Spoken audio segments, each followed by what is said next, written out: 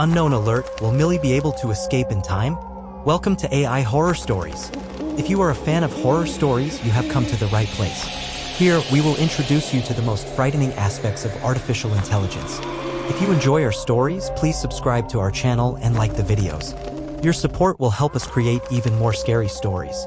Approximately 30 minutes later, I was sitting in front of a very intimidating man lounging behind a large cherrywood desk in an equally impressive office. The house was exquisite, to say the least. A Gothic colonial mansion fit to be called a king's castle with their lawns neatly trimmed, a huge mermaid-sculpted fountain in the center, a lake house on the other side of the mansion. The house was built during the early 18th century, according to the butler that showed me to Mr. Montgomery's office. As soon as I'd entered those enormous gates, it was already clear to me that these people were wealthy beyond my imagination, and working for them would be like a dream come true. I was good with kids. In fact, I used to babysit some kids from the neighborhood for extra cash, and it worked out well, so I had no doubt I could do this too. Millie, Mr. Montgomery addressed me, pulling me out of my thoughts. Is it okay if I call you Millie? Yes, that's totally fine. Devin Montgomery could have told me he worked in Hollywood movies, and I wouldn't dare disagree. His rumpled hair was the color of a coffee latte, and eyes so green as if he held an entire Amazon jungle there. He was tall and wore a casual white shirt that highlighted his toned body.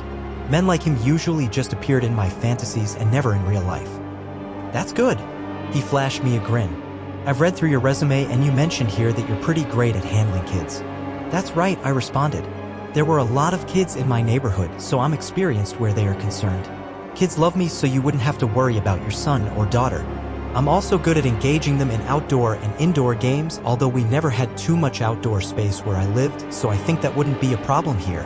I was rambling / sometimes my mouth could run miles without my knowledge. His smile did not falter as he regarded me with a curious look on his face. Well, that's a relief, but I'd like to clarify, I'm not married and I don't have kids.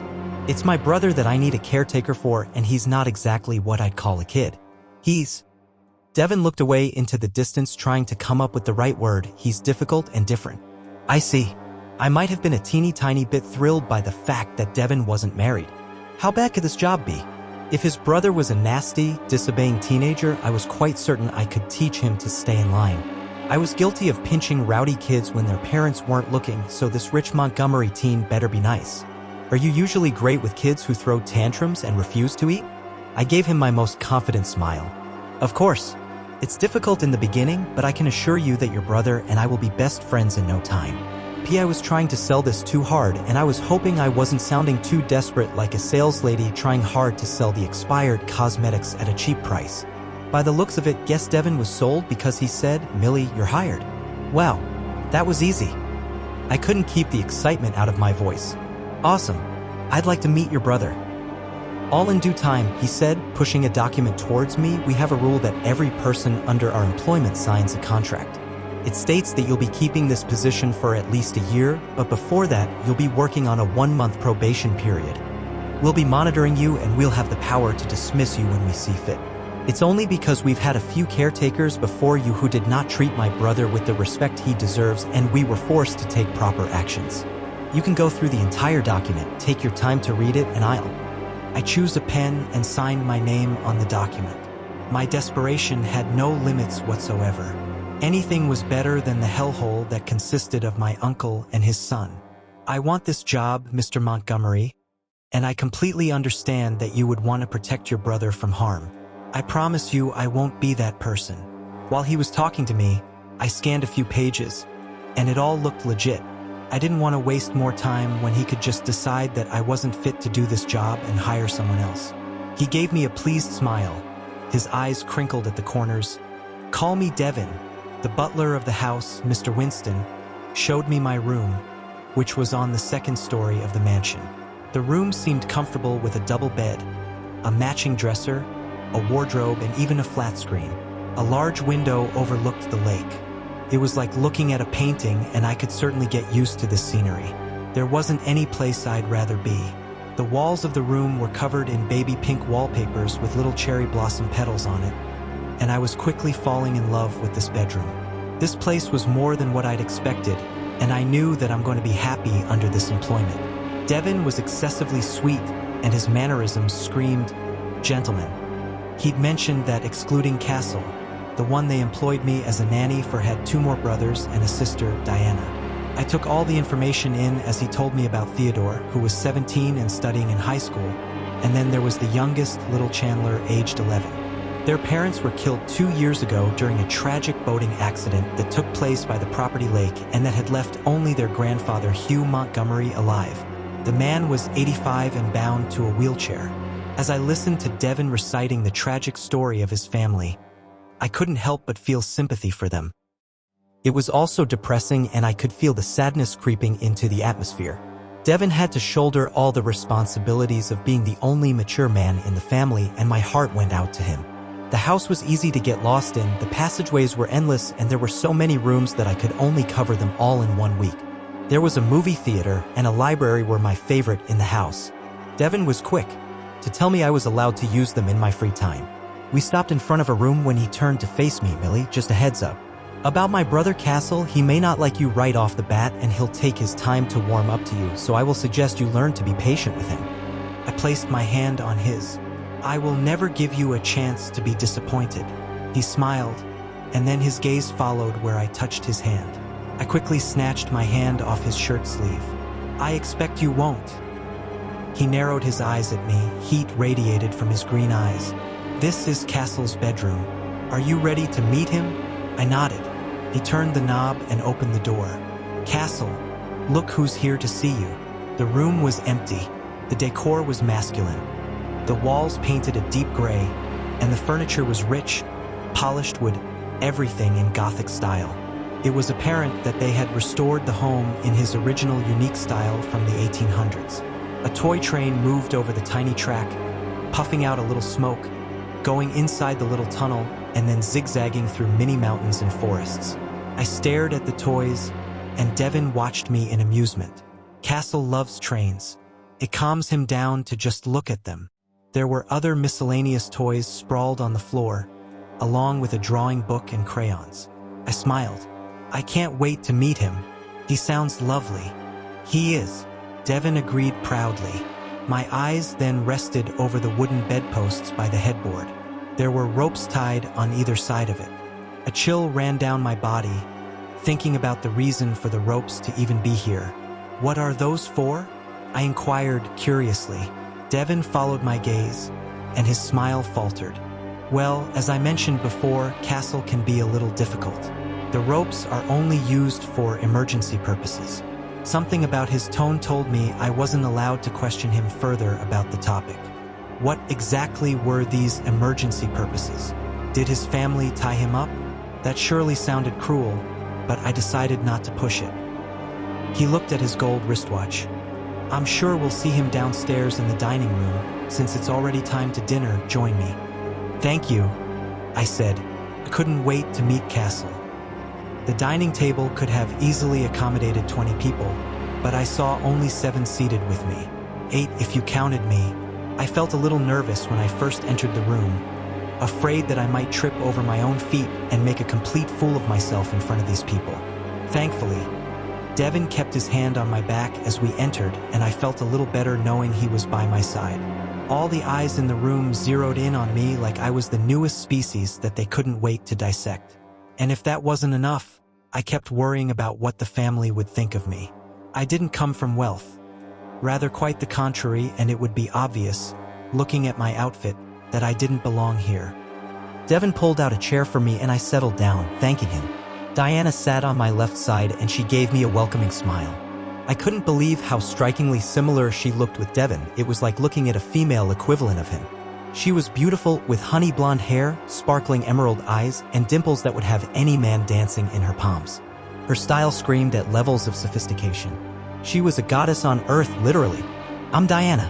I'm sure Devin told you about me," she said sweetly. "Yeah, he did. Let me introduce you to the rest of us. The grumpy young man sitting directly opposite you is Theodore, but he prefers Theo.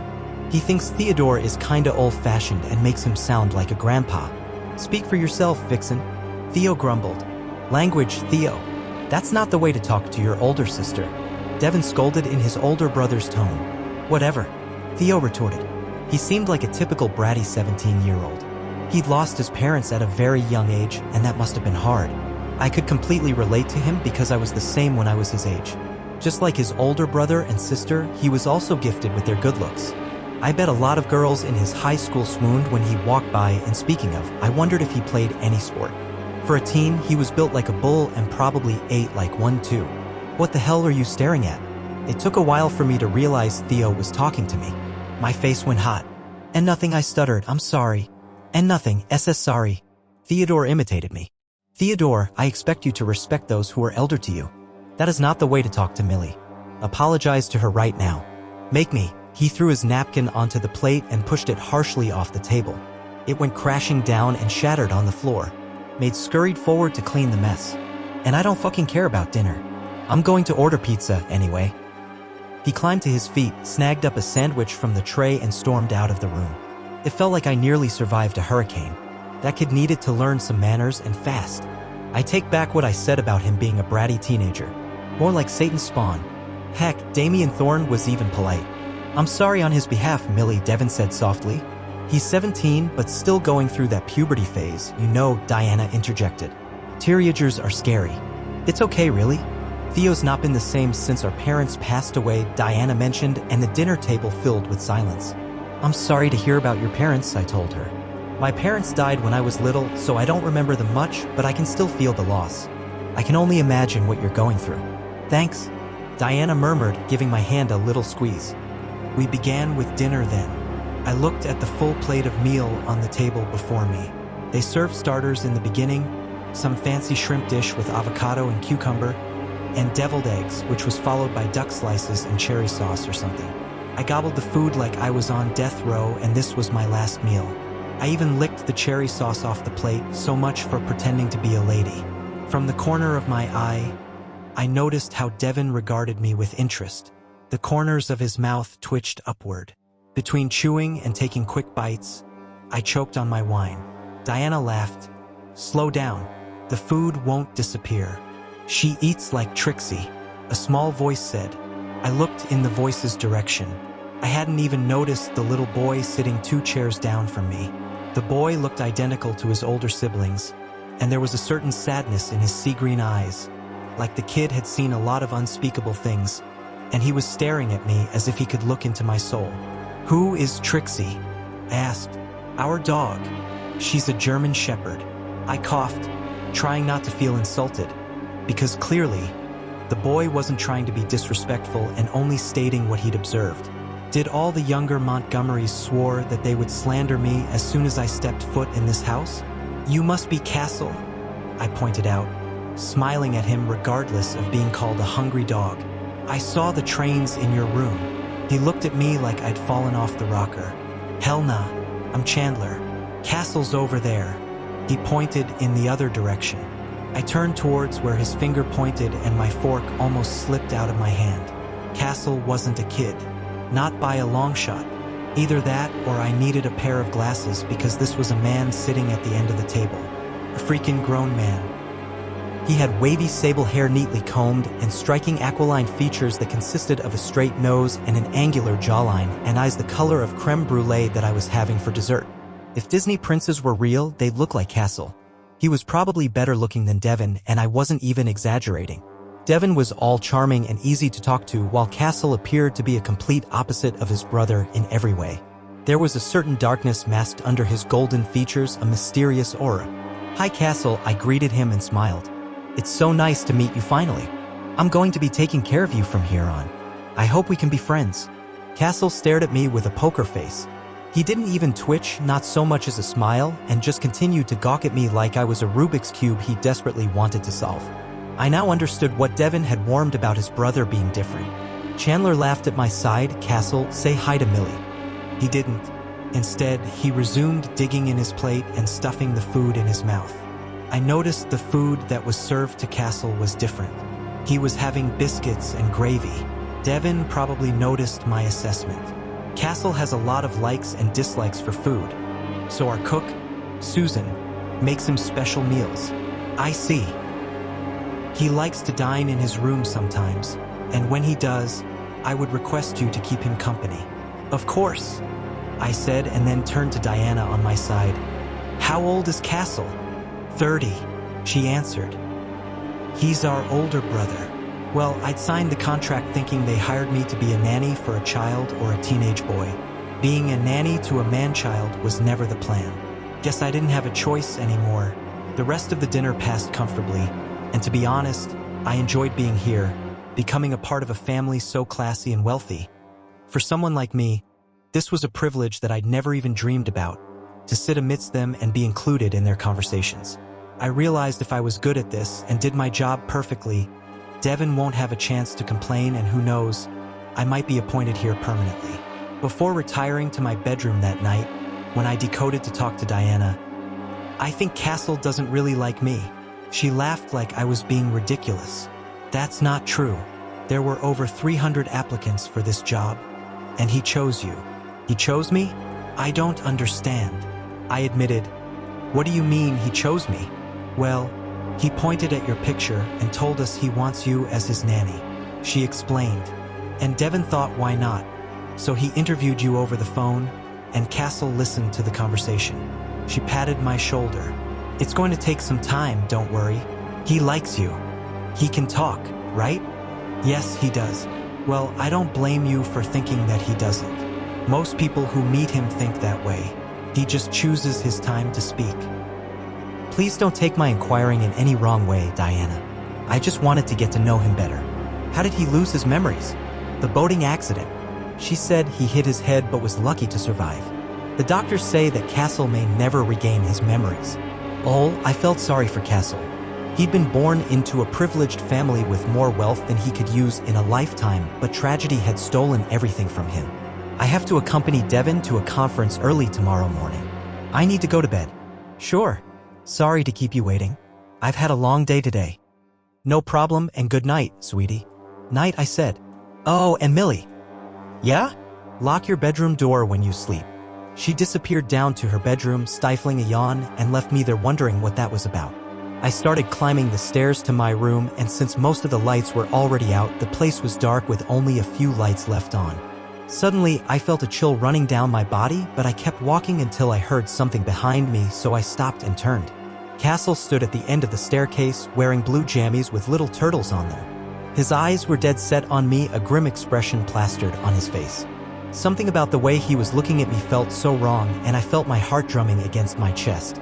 I could have sworn I hadn't seen him a few minutes back when I was talking to his sister. Do you need anything, Castle? I addressed him directly. As I expected, he didn't answer. It took me a few seconds to realize that he was holding something in his hand. What's that in your hand? Again, there was no response. I need you to talk to me, Castle. He swayed from one foot to another and continued to repeat that. Okay, Good night, I told him and began making my way upstairs. This time, I didn't look back. Regardless, I knew he was following me. The loud thumping of his footsteps following me was a good enough reason to make me flee.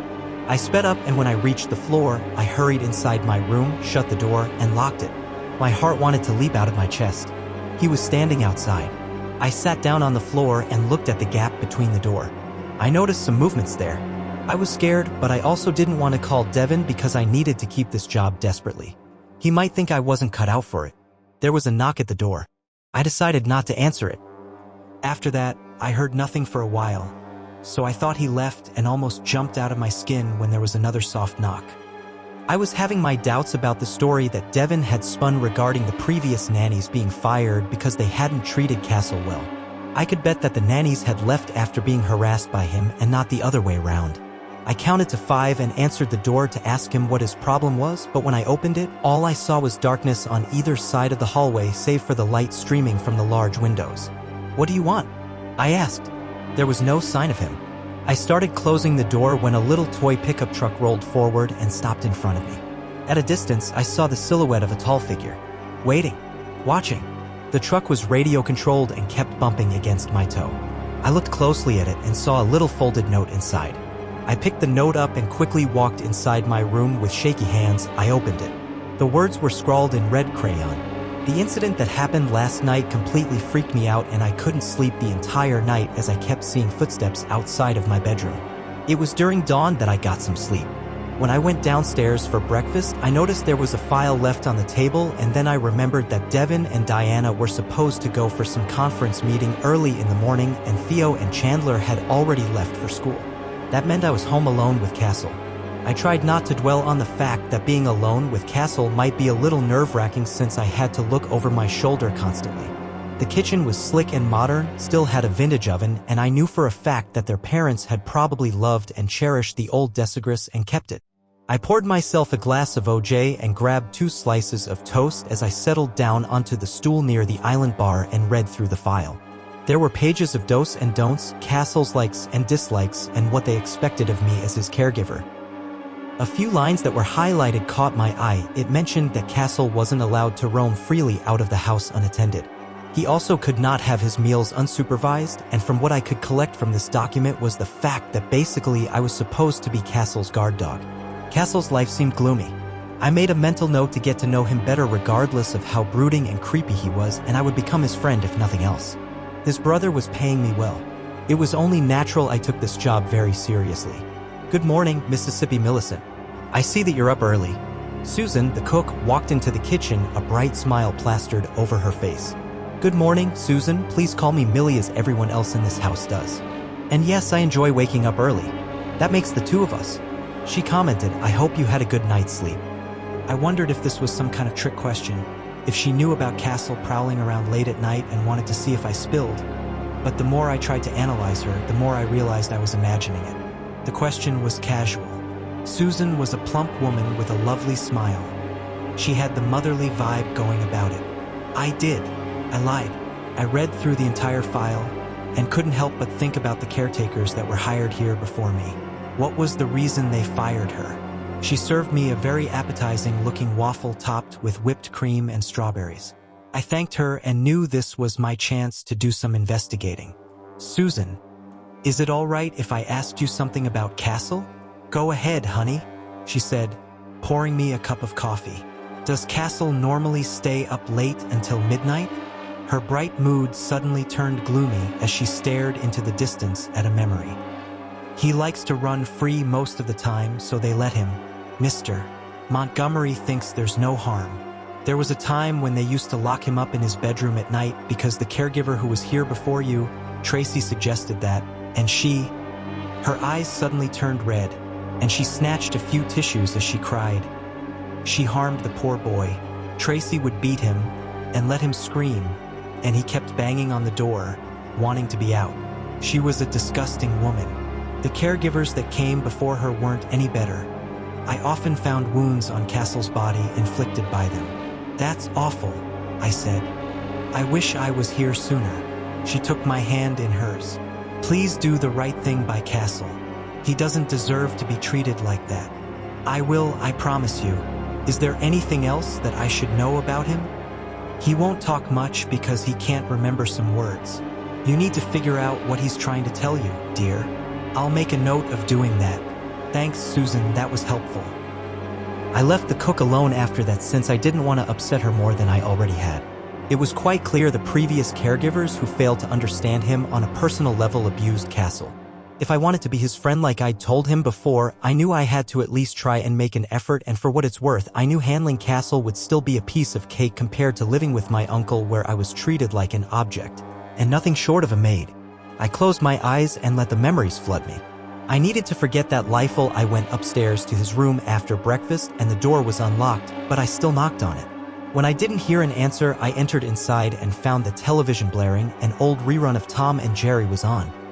Unlike the last time that I'd been here, all the books and toys were put back into its space. The room was dark, no lights were on, and the drapes were closed, so I walked to the French windows and opened them, letting the room bathe in the sunlight. I didn't miss how there were bars on the windows. I could hear the shower running, and a few minutes later, Castle walked out of the steaming bathroom with a towel hanging over his hips. He stood frozen on the spot, surprised to find me in his room. I knocked on the door before entering. I explained stupidly. His hair was still wet from the shower, and his brown eyes looked almost golden in the sunlight. He had broad shoulders and a body that was sculpted like a Greek god, with a set of lickable abs and a trim waist. There was a faint dusting of light brown hair on his chest that looked so soft that I wanted to touch. The trail disappeared into dangerous territory. Castle might be cuckoo, but his body was right as rain. Oh God, It was so wrong of me to check out a man who wasn't in his right mind to pay attention to women, and I felt extremely guilty, but that didn't change the fact that he was ridiculously gorgeous. His dark eyes flashed towards me as if he knew what I was thinking. He looked at the open windows and back at me, his fingers curled and uncured as he charged forward. I took a few steps back in fear of what he was about to do, but he walked past me, and that gave me time to notice some scars on his body, darker on his wrists and a jagged line across his back. Castle pulled the drapes almost harshly, bringing the room into darkness. He was facing the other side when the towel slid down, and I had a perfect view of his round backside. He crept over my neck. I am sorry, I'll leave. Stay. I was taken aback. Castle talked, and he asked me to stay. It proved that he could comprehend what I said to him. It was the first time I heard him talk. His voice was soft and hauntingly addictive, and he sounded like he didn't have too much practice with speaking. I wanted more. I craved to hear another word from his mouth. I stayed until he dressed up completely in a t-shirt and jeans. I watched him as he took a dry towel and settled down on his bed. The water dripped from his hair. May 1st, I asked with my hands raised towards him for the towel. He didn't say a word, so I took that as a yes. I dried his hair with a towel, feeling completely aware of his body heat being so close to mine. The scent of his shampoo made my knees weak. It was a mix of something spicy and blackberries, and maybe you could also throw a little vanilla into the mix. Now you're all nice and dry, I said, carrying the wet towel to his bathroom to hang there for drying. I walked out of the bathroom to find him sitting on the floor, cross-legged. Would you like me to read you a book? He shook his head vigorously. Go out. He was asking me to get out of his room? I stared back at him, trying to understand what that meant. Go out. He repeated, his large golden brown eyes watching me with interest. I want to go. You want to go out into the courtyard? He nodded, slowly looking up at me from the floor, small stealing glances. Okay, let's go. We walked outside the mansion towards the open courtyard, the huge German shepherd named Trixie leading us ahead. It was strange how Castle couldn't communicate much with me, but with Trixie, he had an entirely different language going. The dog knew exactly what her master wanted, and she would follow his commands. Fetch. Down. Wait. Stay. I bet she was used to following him around even before he lost his memories. Sometimes I wish dogs could talk so they could tell stories. Real. Happy. Ugly. The truth that they'd witnessed. I sat down on the patio while I watched Castle play with the dog. It was a good thing I'd brought a book with me so I wouldn't get bored. Pride and Prejudice by Jane Austen. I'd read the book before, but since it was so entertaining, I was going to read it again. I found it lying around at my breakfast table, so I grabbed it. Trixie barked at something at a distance, barring her teeth out. It had to be a squirrel or birds or something like that. Castle watched her from the sidelines, not attempting to stop her. I'd finished reading the first chapter and flipped to the next page when an origami peacock fell to the ground. I picked it up, and it seemed like there was something written inside it. I quickly opened it. The words scribbled inside shocked me. Leave while you still have a chance. It was the same handwriting as the one I'd received from Castle, so that meant this came from him. Why was Castle warning me? Millie, there's someone outside who wants to see you, Devin informed me one evening, a few days after my arrival at the Montgomery mansion.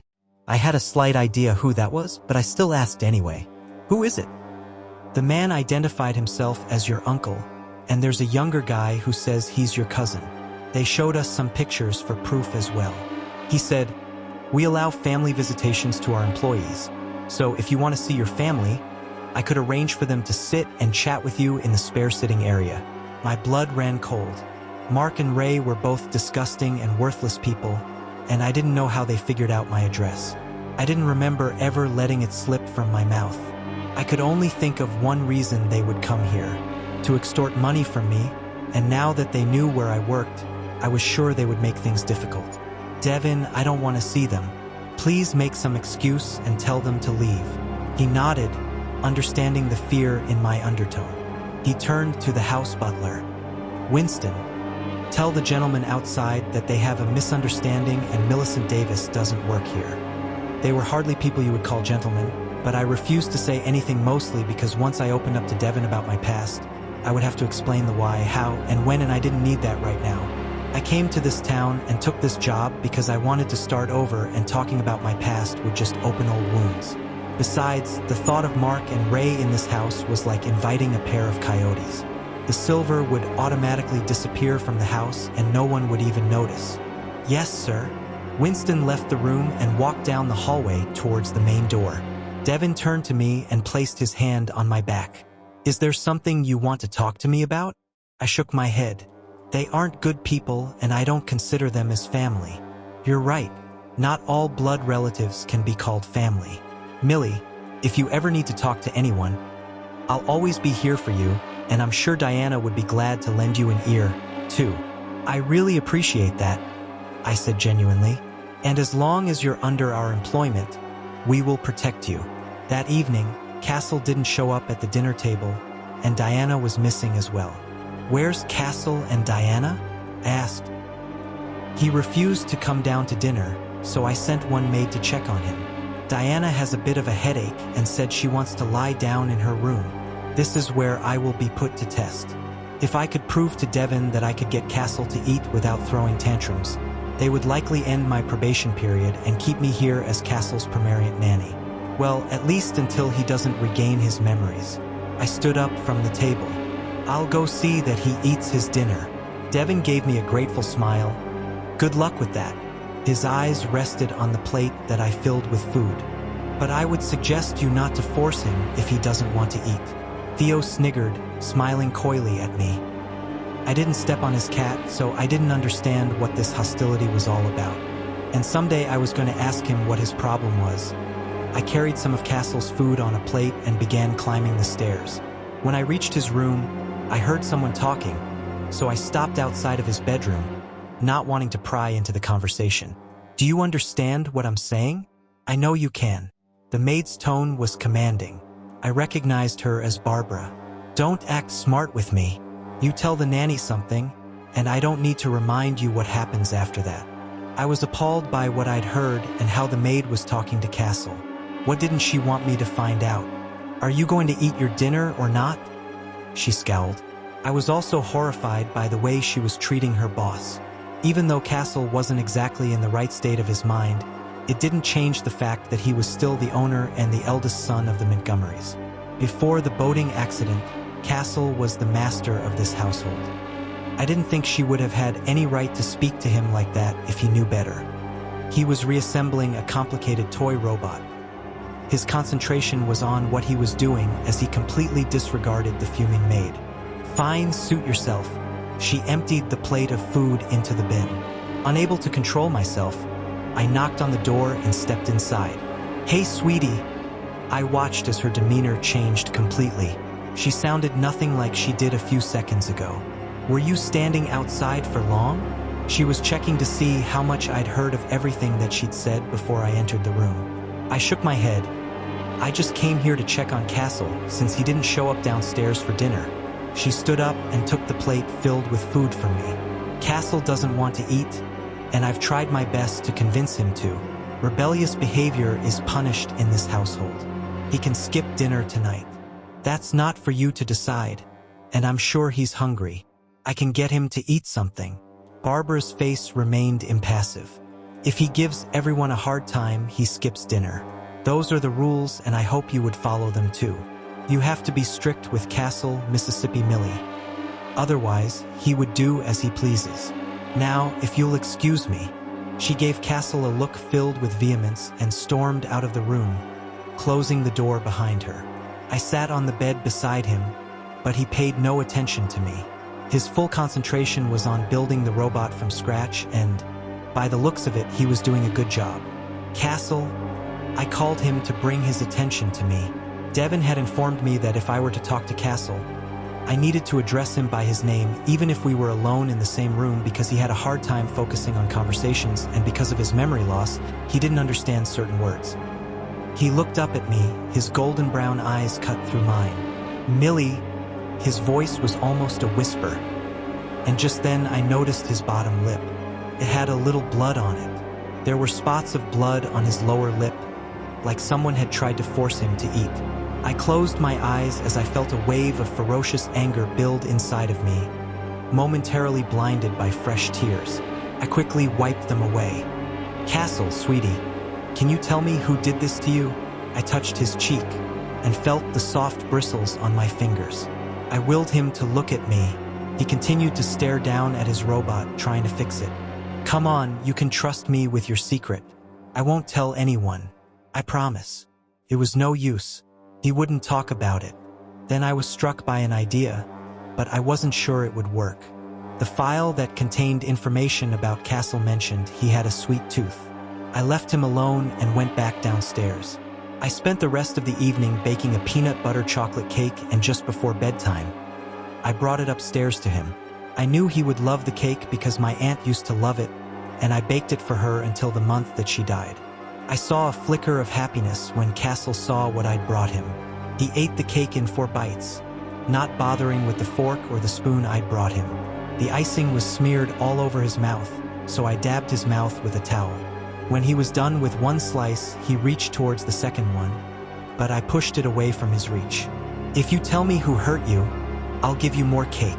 He just stared at me like an adorable man-child with shining goo-goo eyes. If you tell me the truth, no one will hurt you.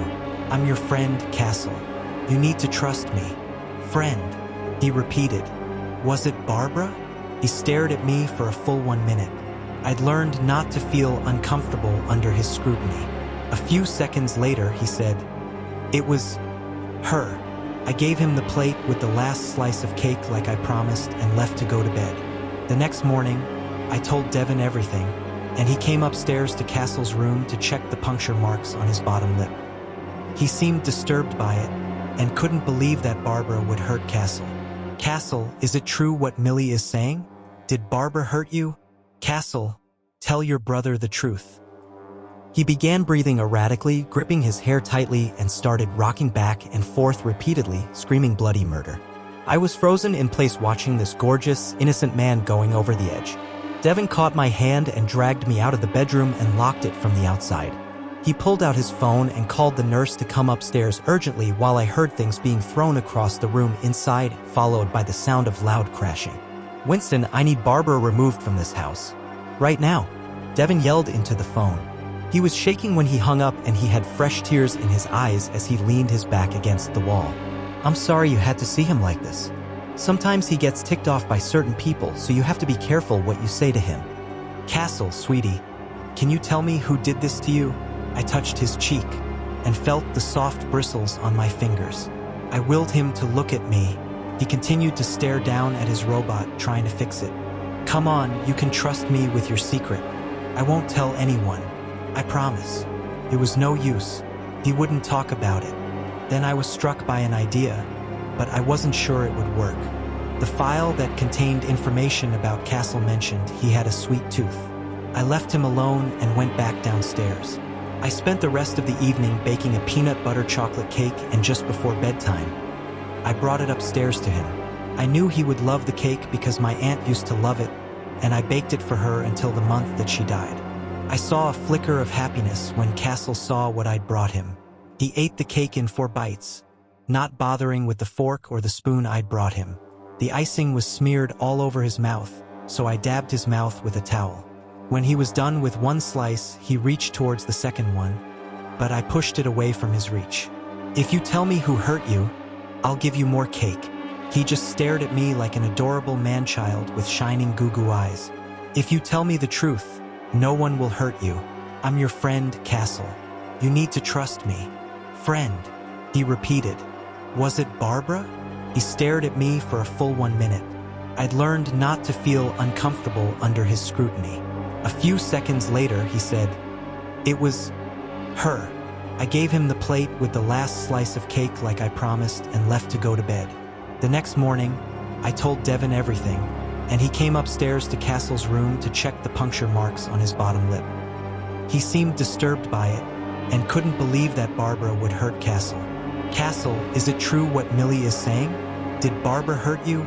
Castle, tell your brother the truth. He began breathing erratically, gripping his hair tightly, and started rocking back and forth repeatedly, screaming bloody murder. I was frozen in place watching this gorgeous, innocent man going over the edge. Devin caught my hand and dragged me out of the bedroom and locked it from the outside. He pulled out his phone and called the nurse to come upstairs urgently while I heard things being thrown across the room inside, followed by the sound of loud crashing. Winston, I need Barbara removed from this house. Right now. Devin yelled into the phone. He was shaking when he hung up and he had fresh tears in his eyes as he leaned his back against the wall. I'm sorry you had to see him like this. Sometimes he gets ticked off by certain people, so you have to be careful what you say to him. Hesitantly, I touched his shoulder, and he placed his hand on mine. His emerald eyes were shining with unshed tears. People told me he was better off in a home, a private facility that gave care to someone like him. But I couldn't do that to him. He's my brother. I wanted him to stay here with people that love and care for him. I nodded. I know. You did what you thought was the best for him. But he's getting hurt because I trusted the wrong people, Millie. Devin allowed me to pull him into a hug, and all I wanted to do was take away his pain and suffering. I just rubbed his back in soothing circles. I promise no one will ever hurt him now, and I vowed to make that happen. I heard a noise again that night, and when I glanced at the clock, it was past 2 a.m. In the sitting room below, the grandfather clock chimed, and I heard the faint sounds of it drifting from downstairs. I drank some water and went back to bed. Just then, there was the sound of footsteps outside of my bedroom. I sat upright in bed, staring at the door, when there was a brief knock. My heart thumped in my chest. "Who's there?" I called out. I didn't hear any response. "Castle, if that's you, go back to bed," I said firmly. Seconds later, there was another knock. I was just so tired of playing these stupid games. He wouldn't talk to me when I asked him something, but he had the nerve to wake me up at odd hours of the night to scare me half to death. When the footsteps faded, I opened the door and found something on the floor. It was an origami rabbit, and there was something written on the backside. It was scrawled in the same cursive handwriting as the note that I'd received before. It was Diana. I did some research on the Montgomery family and was honestly surprised about how little information the family had online. It's like someone had done a good job of keeping their family history wiped from the databases. I found a family picture with the parents that had supposedly died in the boating accident. It was taken when the kids were still very young.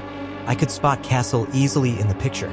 The sable hair and the golden brown eyes were unmistakably alluring.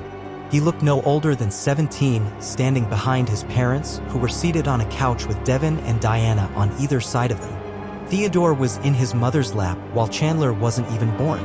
To an onlooker, they seemed like a happy family that had everything that anyone would ever want: wealth, power, status, a lovely wife, and 4 beautiful children, and yet things had gone so horribly wrong in the end. It just made me sad looking at the picture and realizing that nothing lasted for a long time. Good things could be taken away in a snap of a moment. "Mississippi Millie, it's time for Castles to go outside in the courtyard for a walk." The voice made me jump. I quickly shut the laptop and I turned to look at the petite figure standing by the door. It was Sally, the quiet maid who liked to keep to herself. She'd rather sweep the non-existent dirt on the floor for hours than engage in the maid's gossip. They had so many staff spread all around the mansion that I was sure I wasn't even introduced to some of them yet. "I'll be right there," I said, climbing to my feet and walking out of the door. Castle was already waiting for me in the sitting area, wearing a maroon t-shirt over denim. His usually neatly combed hair was unruly, and for a moment his gaze briefly met mine before he looked away. He kept his eyes downcast and kept clenching something in his hand. "Good evening, Castle. Are you ready to go outside?" When he didn't respond, I took that as a yes and started walking ahead of him. I knew he was following me. I wore a long-sleeved summer dress and had tied my hair up in a long ponytail. According to the rulebook, it mentioned that I was supposed to dress appropriately at all times, seeing as the house was filled mostly with men. They had a few caretakers that tried to entice Devin in exchange for a few favors, but Devin had made it pretty clear that he didn't need such people in his house and, more importantly, under his employment. We walked through the mansion gardens. The way paved ahead was surrounded by well-manicured, lush green shrubs. Castle trudged behind me, slowly, kicking pebbles, and suddenly he raced forward and blocked my way. I stopped short and kept my distance from him. At 5'7", I was taller than most women, but he was still huge and stood close to me, so close that I could smell the faint scent of soap and something like a hint of raspberry. Stop thinking about his senti, he's not even capable of reciprocating any type of those feelings. And shouldn't I be feeling guilty to have my heart racing for someone like Castle? What is it? I asked, feeling more nervous now than ever. What if he hurt all those nannies before me and they were forced to flee? There was no one close here to witness if anything wrong were to happen to me.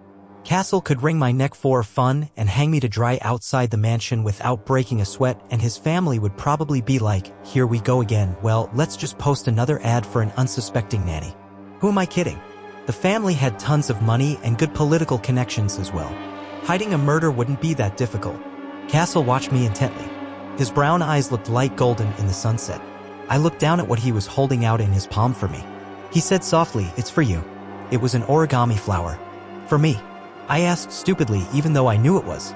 "That's really sweet of you, Castle, thank you." "Beautiful," he whispered, not taking his eyes off me.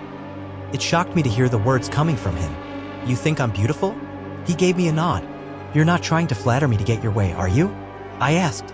When he didn't respond, I assumed I'd said too much and he had difficulty comprehending a long sentence. "No," he said. "Why thank you again? You're not bad yourself." He reached out for my hand and held it, walking beside me. It felt like grade school when Tony gave me a craft plane he made in class, and that automatically made him my boyfriend. Well, at least until lunch break was over. By the end of school, he'd given another plane to Lily. It was a small gesture by Castle, and yet my heart skipped around like a schoolgirl. The silence between us was comfortable, but I needed him to trust me completely.